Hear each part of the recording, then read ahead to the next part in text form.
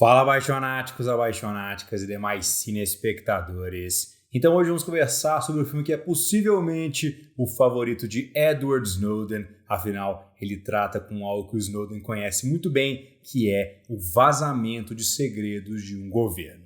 Meu nome é Pedro Santana e você está assistindo Abaixo da Crítica.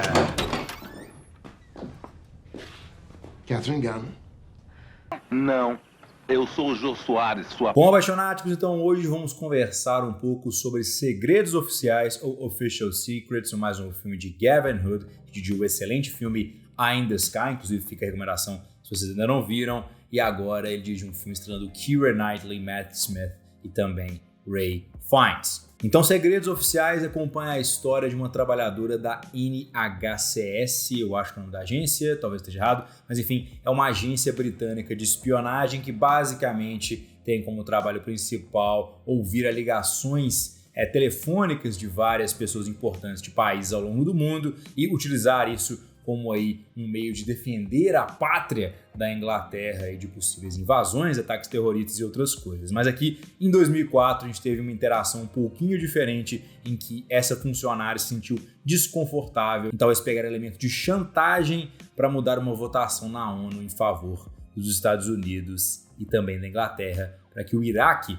fosse invadido, dando início aí à Guerra do Iraque. Então, começando pela direção, acho que Gavin Hood faz um trabalho interessante e desde o primeiro minuto de filme ele realmente toma uma posição que ele vai explorar ao longo de toda a narrativa. E eu acho que isso é importante porque dá coesão à narrativa como um todo. Você concorde ou não com a visão do diretor, essa existência de uma visão unificada realmente permite que o filme tenha uma narrativa muito mais fechada, à medida que ele não fica conflitando o tempo todo duas ideias diferentes, por exemplo, que o diretor está tentando trazer. Claro, isso pode ser feito de maneira eficiente? Pode, mas utilizar uma única visão realmente facilita esse trabalho. Fora isso, você tem uma direção que é visualmente bastante pedestre, ela abusa de tons pastel e cinza e sem saturação e realmente dá uma visão que tenta ser documentarial da realidade, mas acaba parecendo um filme que faltou correção de cores, mas de qualquer forma não é algo que incomoda tremendamente. Na edição, esse filme tem um problema sério, na minha opinião, que é a inabilidade de juntar mais rapidamente os dois núcleos principais da história, que é o núcleo protagonizado pela Keira Knightley e o núcleo protagonizado pelo Matt Smith. Esses dois núcleos são fundamentais para que a história funcione, mas eles não interagem de forma quase nenhuma até o terceiro ato do filme. Então realmente eu acho que isso tirou um pouquinho do vigor narrativo e tirou um pouquinho da coesão que uma visão unificada daria à narrativa. Então realmente eu acho que se nesse ponto da visão unificada o Gavin Hood acerta, no ponto da edição, na hora de juntar os núcleos, ele falha um pouquinho. Nas atuações eu acho que a Keira Knightley faz um ótimo papel aí com a personagem principal, ela consegue carregar a história do início ao fim e ela tem um senso de justiça, na verdade de injustiça, que está sendo ali apresentada muito forte, então realmente ela consegue transmitir essa emoção, que é uma emoção meio abstrata, de forma bastante direta aí ao público. Eu acho que em geral ela consegue comunicar muito bem a mensagem passada aqui pelo filme, que é, claro, baseada em fatos reais. Também gosto aqui do Matt Smith e do Ray Fiennes, mas o meu destaque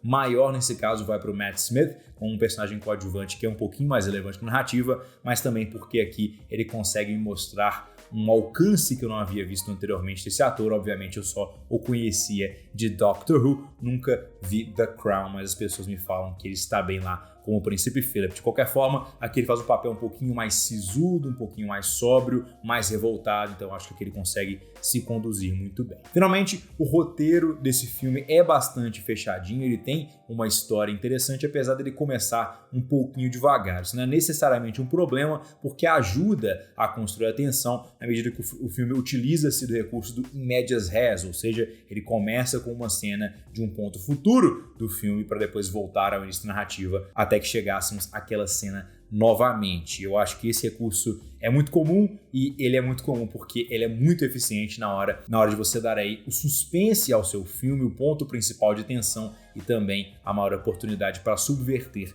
as nossas expectativas. Então, em geral, eu acho que esse elemento é bem utilizado e o roteiro é bem construído. Então, Segredos Oficiais é um filme interessante que demora um pouquinho para engatar e tem uma certa dificuldade de mesclar os seus dois núcleos principais, mas em geral vai agradar aos fãs aí de um bom thriller ou um suspense político. Receberam nota 7.3 em 10. Eu deveria ter usado essa mão fazer o 3 e 7 assim, mas a gente vai ignorar isso. Então, esses são espectadores, história do vídeo, clique na marca d'água para se inscrever no canal, se tornem abaixonados ou abaixonáticos e fazer parte da crítica. Claro, deixem aqui nos comentários o que vocês acharam de Official Secrets, se vocês gostaram, se vocês não gostaram, tudo isso é muito válido nesse YouTube. Até a próxima.